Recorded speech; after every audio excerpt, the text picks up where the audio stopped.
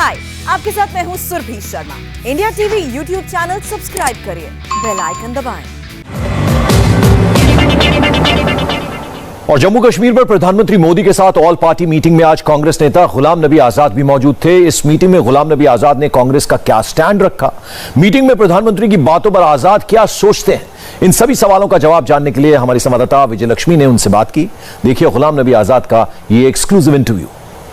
हमारे साथ गुलाम नबी आजाद साहब हैं, जम्मू कश्मीर के पूर्व मुख्यमंत्री हैं। आज लंबी बैठक चली 7 लोक कल्याण मार्ग पर। सर, प्रधानमंत्री ने आपके विदाई भाषण में पिछली बार कहा था कि ज्यादा दिन आपको खाली नहीं बैठने देंगे। अब जब पॉलिटिकल प्रोसेस की बात हो रही है तो सबसे ज्यादा एक्टिव आप ही दिख रहे हैं इस पूरी प्रक्रिया को। नहीं, हम खाली बैठे नहीं है, बिल्कुल भी नहीं बैठे हैं। एकदम कांग्रेस पार्टी का काम कर रहे हैं और कांग्रेस पार्टी के अंदर है और कांग्रेस पार्टी की तरफ से आज रिप्रेजेंट भी कर रहे थे, तो हम बैठे तो नहीं है। पॉलिटिशियन कभी बैठता कहाँ, और पॉलिटिशियन कभी रिटायर भी नहीं होता है। लेकिन दो चीजें हैं कि हम चाहते थे कि पीएम कभी न कभी और गृह मंत्री कभी न कभी सभी राजनीतिक दलों की मीटिंग करें जिससे हम अपनी बात कर सकें। तो हमने आभार प्रकट किया गवर्नमेंट ऑफ इंडिया का कि उनको ये मीटिंग ली, लेकिन साथ में ये भी कहा कि अगर आप पहले मीटिंग लेते तो बहुत लाभ होता। तो प्रधानमंत्री जी ने अपने भाषण में ये बताया कि मेरी भी इच्छा थी पिछले साल से चर्चा करने की आप लोगों के साथ, लेकिन पिछले 1.25 साल से कोरोना के कारण नहीं कर पाया। और आज भी मेरे इस प्रधानमंत्री निवास पे ये सबसे बड़ी मीटिंग आज तक हुई है, वो जम्मू कश्मीर के लोगों से ही हुई है। सर, पहले आप कह रहे थे कि कोई एजेंडा नहीं आया इसलिए आप कोई स्टेटमेंट नहीं दे सकते, लेकिन मीटिंग में चर्चा क्या हुई? क्या एक विस्तृत हर मुद्दे पर चर्चा मीटिंग में? पहले स्पीकर हम ही थे जी, हमारी पार्टी थी तो हम भी पहले स्पीकर थे। तो हमने बताया कि भाई एजेंडा क्यों नहीं भेजा आप, तो हम किस पर, तो उस पर उन्होंने जवाब दिया कोई एजेंडा नहीं है, जो भी जो बोलना चाहे खुला एजेंडा, ओपन फ्लोर था, ओपन फ्लोर है। तो इसलिए वो चैप्टर जो हमारी दिमाग में थी या कांग्रेस पार्टी ने थी या हमारी कांग्रेस लीडरशिप से जो चर्चा हुई थी, कांग्रेस प्रेसिडेंट मनमोहन सिंह जी और बाकी सीनियर लीडरों से, कश्मीर के लीडरों से जो मुद्दे उठ के आए थे, वो बड़े मुद्दे वो हम लोगों ने उठाए। बड़ा मुद्दा था कि भाई वो चीजें हमने कही, स्टेटहुड का इशू था, विधानसभा इलेक्शंस। अच्छा, स्टेटहुड का भी हमने कहा ये कोई किसी मुख्यमंत्री को बनाने या एमएलए के लिए नहीं है, लेकिन हमारा स्टेट बहुत पिछड़ा हुआ है, ब्यूरोक्रेसी नहीं चला सकती, बहुत मुद्दे हैं लोगों के। और इस डिवीजन के बाद और भी पॉलिटिकल लीडरशिप की जरूरत है, डायरेक्शन की जरूरत है, गाइडेंस की जरूरत है।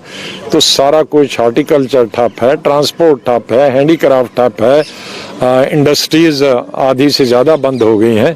तो इसको कौन चलाएगा? इसको पॉलिटिकल लीडरशिप चलाएगी। कौन सत्ता में आता है वो हमें मतलब नहीं है, कि कौन सी पार्टी आती है उसका मतलब नहीं आती, लेकिन एक पॉलिटिकल डायरेक्शन तो होगी, डायरेक्शन तो होगी। इसलिए उसके लिए तुरंत इलेक्शन करनी चाहिए और इलेक्शन से पहले फुल फ्लैज स्टेटहुड देनी चाहिए। स्टेटहुड दे के ही इलेक्शन होने चाहिए। सहमति, कुछ आश्वासन प्रधानमंत्री से आज की बैठक में मिला? कोई डेडलाइन उन्होंने रखी? कि मुझे खुशी है कि हम लोगों ने कश्मीरी पंडितों की बात की कि उनको तुरंत वापस लाना चाहिए, उनको रिहेबिलिटेट करना चाहिए। कश्मीर में सब पॉलिटिकल पार्टीज जितनी भी यहाँ मौजूद हैं सब चाहती हैं कि उनको रिहेबिलिटेट किया जाए, लेकिन इनिशिएटिव तो गवर्नमेंट को लेना पड़ेगा, हम लोगों का तो कोऑपरेशन मिलेगा।